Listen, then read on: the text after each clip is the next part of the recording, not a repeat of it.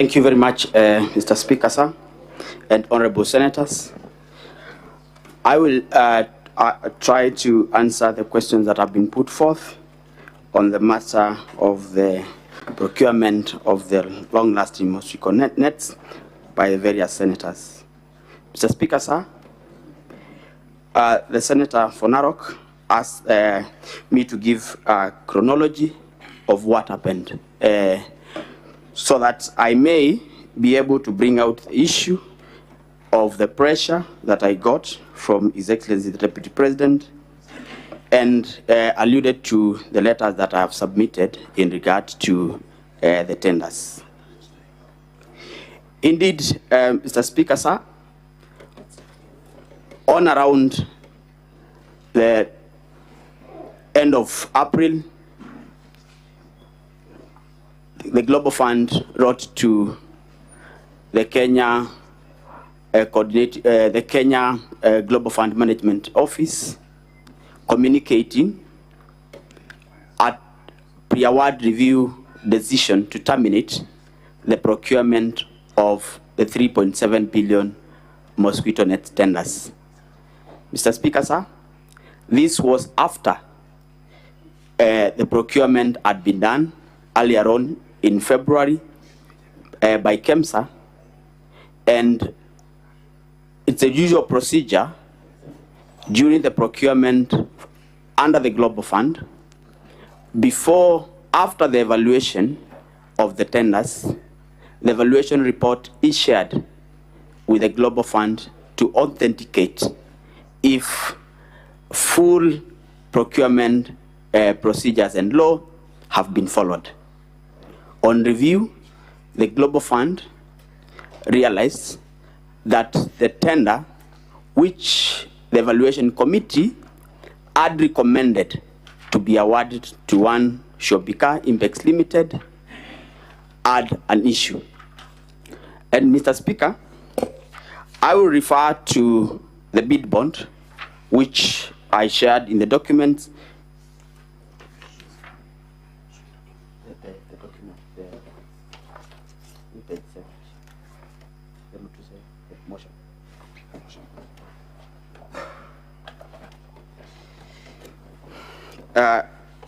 In the motion, I think it's page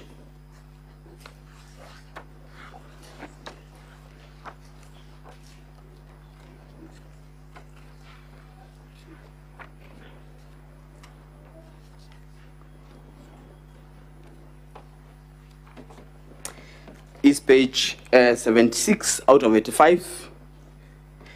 Mr. Speaker and honorable senators, if you look at the bid bond that I'm referring to, the bid bond down there has a stamp of the 21st of February 2023, having been received by one Monica at 9:37 a.m. Mr. Speaker, sir, this tender was running at the time this bid bond is being received. The tender was supposed to close on the 10th of March, but the earlier closure, this bid bond, did not come as part of the tender document. Usually, bid bonds are annexures to the tender document, and therefore, this bid bond came as an ordinary mail. Further, if you look on top of that page, it's written PD, which is Procurement Department, FY&F for your next necessary action, and I can confirm the signature for the CEO who was there before me on the 23rd of February while the tender was opening. In other words, Mr. Speaker, sir, this bid bond already had issues even before the tender closed and was opened, and therefore the bid bond was submitted outside the tender document, which is already an irregularity in the procurement. Mr. Speaker, after the cancellation of these tenders, the Global Fund, this issue brought an outcry, and as a result, a principal secretary the CEO and officials from the Ministry of Health and Kemsa were suspended as a result. The PS was actually dismissed. Mr. Speaker, sir, an investigation was instituted by the Public Procurement Regulatory Authority, the EACC, both houses of Parliament, both the National Assembly and the Senate, investigation onto the procurement anomalies. Mr. Speaker, one company wrote to us on around June 12th or thereabout, asking for return of the bid bond. This company was Shobika, and we were able to, we did not have the document because EACC and other investigating agencies had taken the original documents. And therefore, we wrote back and informed them of the state. And when July came, I think the investigations were happening, officers were recording statements, and that is when I got a call from the Deputy President asking me to surrender the bid bond to Dr. Rigathi Kino. On the same day, because I called EACC, I informed them that, and for the record, Honorable Speaker, I had never received a call from anyone above my cabinet secretary. This was the first time I received a call from a sitting deputy president and requesting for documents that were under investigations. Mr. Speaker, in my 15 years of public service, I had never been asked to do that. And therefore, I felt coerced, and I had to leave the business that I had for the day, go to EACC, follow up the bid bond so that I am able to retrieve it. I was actually able to write a letter to them and follow it up because I had written a letter earlier, and I followed up and sat there for 5 hours for them to discharge the bid bond. And on the same date, I wrote a letter and called for them to collect the bid bond. I think, Mr. Speaker, that explains the conversation and the pressure that I felt as an officer serving in public service. I have explained that the company that had been awarded this tender through the technical evaluation was Shobika Impex, whose local agent, sole agent, is Crystal Limited. Mr. Speaker, sir,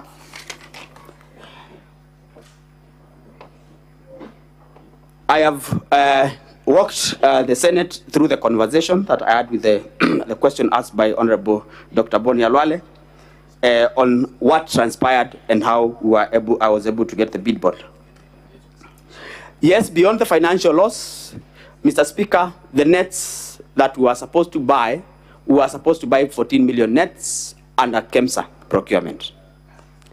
As a result of purchasing these nets through the Global Fund WAMBO system, we could only purchase 10.2 million nets. Global Fund could only supply 10.2 million nets.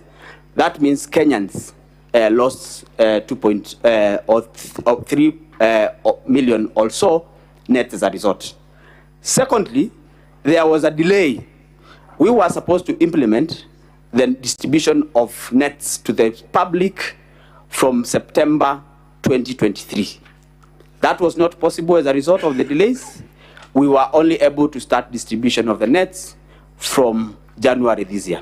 In effect, there was a loss in terms of money, there was a loss in terms of number of nets, and 3, there was a loss in terms of citizens did not enjoy the protection that they would have gotten from the nets in the time that had been envisaged. Indeed, I can confirm, and I have already mentioned, that PS Josephine was dismissed, and acting CEO and other officers were also suspended. About following the law, when I got the call, Honorable Speaker and Senators, I was able to, consult the investigating authorities And through correspondence, I was able to get the documents as per the law. And therefore, I did not in any way go out of the law as a result. Is the return of bid bond? Mr. Speaker, I'm told my time is up. Can I wind up? The remaining queries. Thank you, sir. Mr. Speaker, whether return of bid bond is part of procurement, indeed return of bid bond is not part of the procurement process per se, but after the procurement process, return of bid bond is a usual procedure because people had given commitments in banks, in insurances, and therefore returning bid bonds is a procedure. The extraordinary circumstance in this matter is one, the bid bond that had been submitted was not part of the tender document per se. And number two, this was a matter that was under investigation. And therefore, for the Deputy President to push for the bid bond to be returned, it means that it was pushing for interference of an investigation that was already ongoing. I already gave account that I had to personally go to EACC to get the document.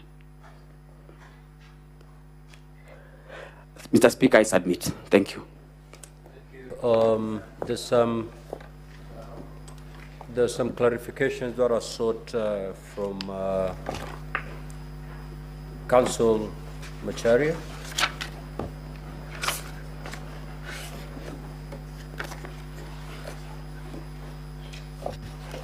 Honorable Speaker and honorable members, Honorable Puni Khalwale asked a question from the law. Indeed, there's a hierarchy of laws. It's the Constitution, the laws, and subsidiary legislation. And I cannot purport to be teaching lawmakers how this is done. 5 minutes. Yes, and so I say this with tremendous respect. The hierarchy of laws, the infrastructure of laws, is that there are provisions left in the Constitution as self-executing. The Constitution then delegates to Senate and the National Assembly the power to make laws to execute certain of its provisions.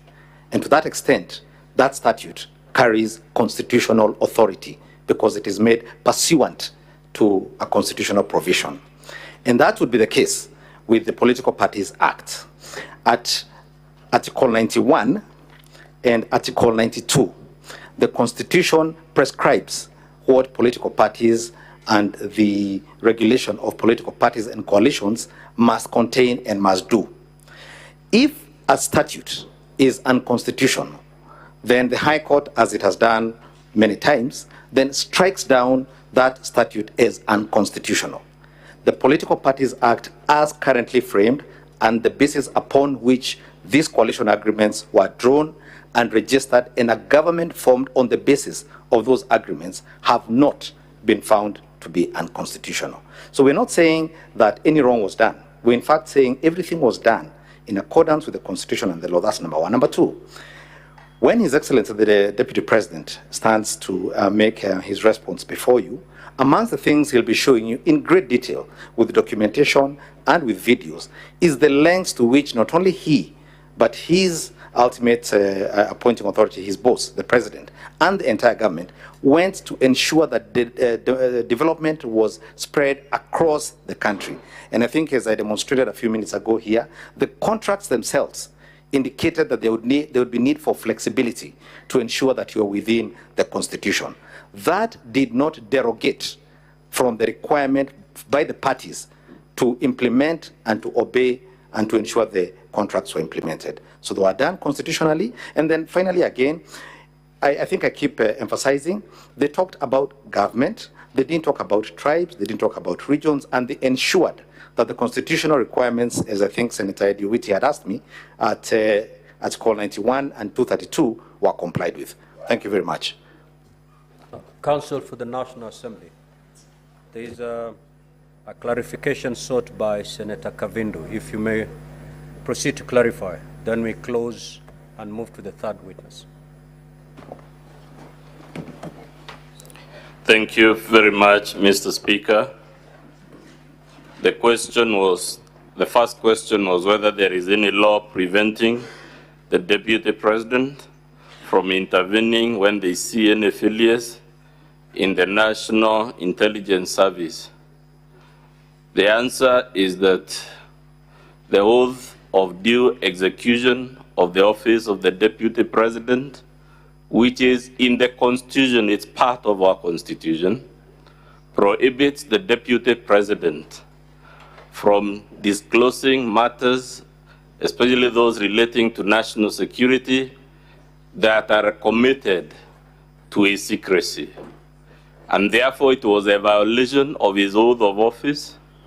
It was a violation of the Constitution to discuss matters of that nature at a time in the circumstances prevailing in a press conference broadcast to the whole world. There is a constitutional forum to raise those issues. And indeed, the Deputy President, I want to believe very many other officers, even ordinary citizens, can write to that National Security Council if they have genuine grievances about its operations or its personnel or its capabilities and performance. Mr. Speaker, when that oath of office, which is part of our Constitution, says matters committed to the secrecy of the Deputy President are not to be divulged, it is an acknowledgement by our Constitution that there are certain matters which by their very nature, they are not to be broadcast. The Swahili say, usimwage mtama penye kuku wengi. Some things require discretion, they require you be tempered, and they require you know the forum and the occasion to do it. And therefore, it is no answer. Even if we were to accept, for argument's sake, that all the grievances the Deputy President had are factually correct, it will still be no answer to that charge. The second question was whether Justice Maina has made any complaint after the case was done. We are not aware of any complaint lodged by the Honorable Lady Justice Maina. But that question, Mr. Speaker, also tells you why this is an impeachable offense. Those who know our constitutional theory say judges hold neither sword nor the purse. The reason our Constitution protects judges and puts them in a special place is because, unlike politicians and the executive, they have no way and no forum of dealing with harassment from the political branches of government. But if we are wrong in that, Mr. Speaker, again, why I'm very happy with this question, you imagine, let's accept for argument's sake that indeed Justice Maina could have lodged a complaint, because it's possible she would have walked to a police station, met an OCS there, recorded a complaint and a statement. Dr. Mulo has just been here as a junior officer. The practicalities of an OCS, a police constable, summoning the Deputy President of the Republic to respond to a complaint, the whole specter of handcuffing, taking fingerprints, processing the Deputy President to take him to the magistrate's court to answer to a criminal offense, would subject that office to so much indignity. And because the design of our Constitution is that people holding certain offices, in fact, the constitutional text is that they should behave in a manner that brings honor and dignity to the office. It is to save the country the drama, the spectacle of a junior police officer, a junior prosecutor, harassing, arresting, prosecuting a deputy. And because we don't want to subject our democracy to this kind of showbiz, that is why this Senate is vested with the power of impeachment, and that is why our Supreme Court has said several times, as I pointed out yesterday, the test is not whether he is criminally liable or civilly liable, which is the business of the judiciary. I so submit, Mr. Speaker. Now, Counsel for the National Assembly, you may call your third witness.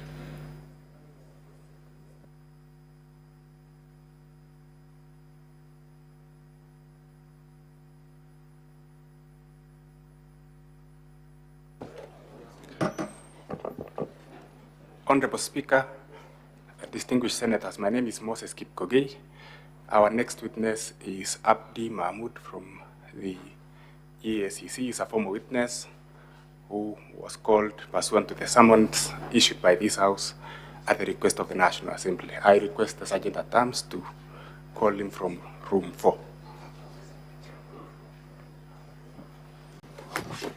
Sorry.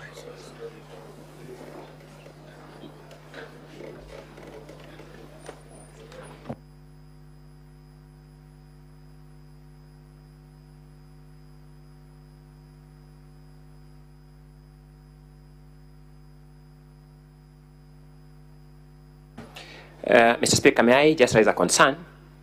It is true that this witness was called pursuant to a summons of the Senate, but normally a witness is called to produce